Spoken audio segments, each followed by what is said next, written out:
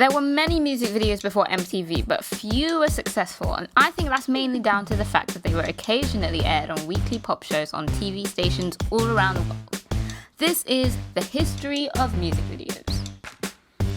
Now, it's really hard to determine what the very first music video ever created was, because you can go pretty far back in time.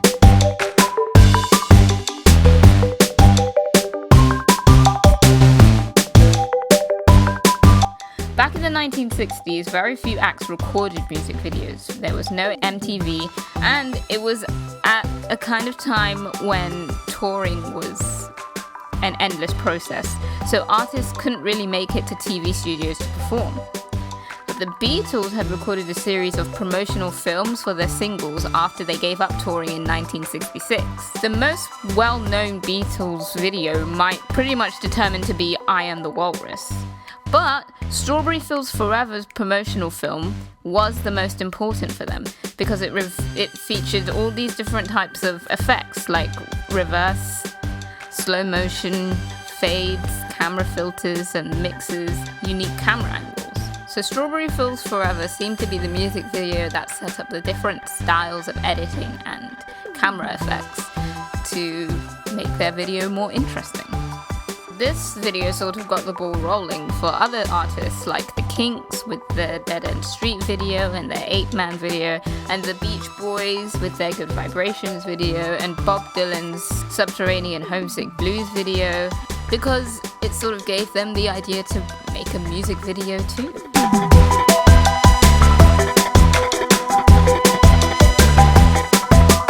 Although Bohemian Rhapsody is a very intricate, well-known video to be made in its time now, at the time, the music videos were still nothing more than promotional films, not really music videos. It wasn't really a popular thing with artists, especially with shows in Europe like Top of the Pops that preferred artists to be performing their music live in front of an audience. So when Queen's Bohemian Rhapsody made the #1 spot in 1975, the band was on tour and not able to make the recording of Top of the Pops on BBC One.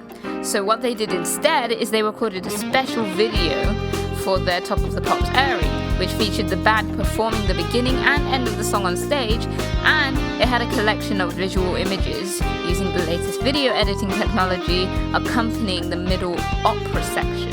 It held the UK #1 spot for 9 weeks. And it was in 1981 that the MTV channel was introduced, and Video Killed the Radio Star was the first ever music video aired on the channel. It was a real breakthrough in the evolution of music videos, and as you can see from the video, it was very high budget.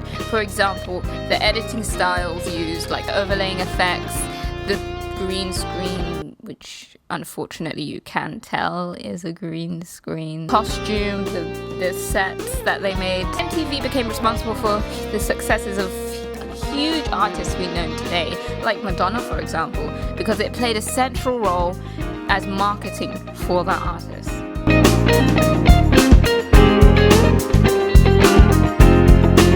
So when his solo career began after the Jackson 5 became just the Jackson 4, I guess. When Michael Jackson's solo career began with his Thriller album, pop videos were starting to become more common, with debut solo artists and established acts all spending time recording accompanying films and dedicating video performance to help sell their records. Michael Jackson worked with the director John Landis, who co-wrote the screenplay for the 13-minute long music video Thriller, and it had its worldwide premiere on MTV on December 2nd, 1983.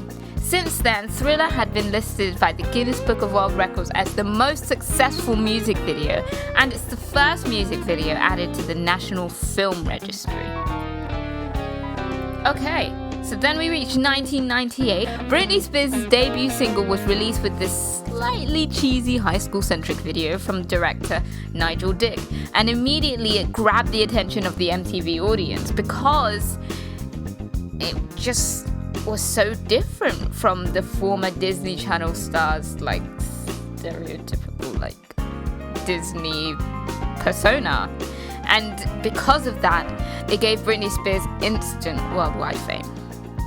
Something that was different about Britney Spears' video though was that compared to most of the other videos before it, there were very few special effects used. Instead, it was a very good example of the perfect synchronicity between a song and the accompanying video, and it did this by using compelling choreography and realistic costuming. In fact, just to add to the realism, the school used in Britney Spears' Baby One More Time music video was Venice High School, which was previously featured in Greece. So you can't get more real than Greece, can you? Now we've reached 2008, Put a Ring on It, or Single Ladies by Beyonce, whatever you want to call it. This music video was filmed in black and white and featured nothing more than Beyonce and two dancers dancing in what seemed to be a single take. Heads up, it wasn't a single take, but they want you to think it was. With the arrival of YouTube in 2005, music videos had moved wholesale from MTV to YouTube, where they could be enjoyed on demand, rather than forcing the viewer to have to wait until the track cycles round again on MTV. Beyonce's music video was re-uploaded onto YouTube, so Single Ladies could live on. While Beyonce's music video is so iconic, it's also interesting to learn that the choreography was inspired by a very similar performance from the Ed Sullivan Show in 1969, which was choreographed by Bob Fosse. I'm pretty sure it's Fosse. Jake Nava's idea to film the video in black and white developed the 40-year-old choreography, and the fact that the video features an international superstar named Beyonce elevates the whole video beyond a cheap ripoff and into an iconic realm. The number of parodies inspired by this video justifies its popularity, because parodies are just another way of saying you're brilliant.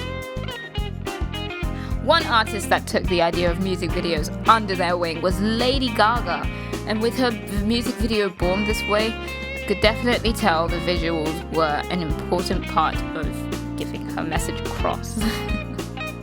The video features Lady Gaga in a number of guises with scary-looking facial protrusions, of course using prosthetic makeup, and there were various references to Greek and Roman mythology. Oh, and there was also a Michael Jackson impression, appropriately enough, I mean. Top of the Pops is a British music chart television program, and it was made by the BBC. Each weekly program consisted of performances from some of that week's best-selling popular music artists. Originally, it was only commissioned for 6 episodes, but Top of the Pops was so popular, it ended up lasting for decades. It reached music fans like no other show could, as viewers eagerly awaited their favourite band's all-important performance.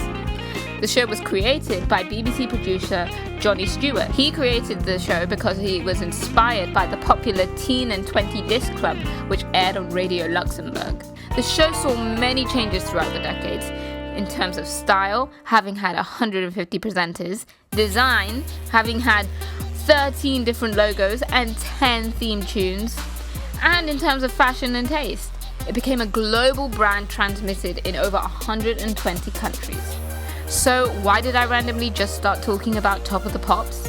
Well, it did a lot for musicians who wanted to get their music out there. If you were on Top of the Pops, it was like a we've made it moment for the act.